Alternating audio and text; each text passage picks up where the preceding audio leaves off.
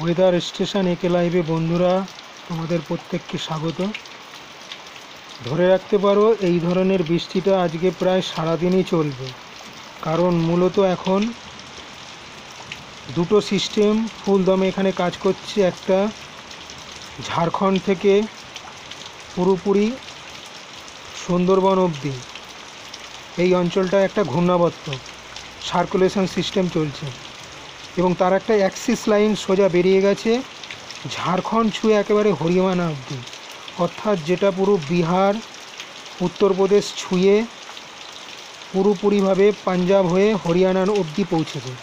ফলে এই সিস্টেমটার কারণেই কিন্তু টোটাল জলীয়বাষ্প এদিকে ঢুকছে, আর পাশাপাশি কিন্তু ভীষণ অ্যাক্টিভ মৌসুমি বায়ু।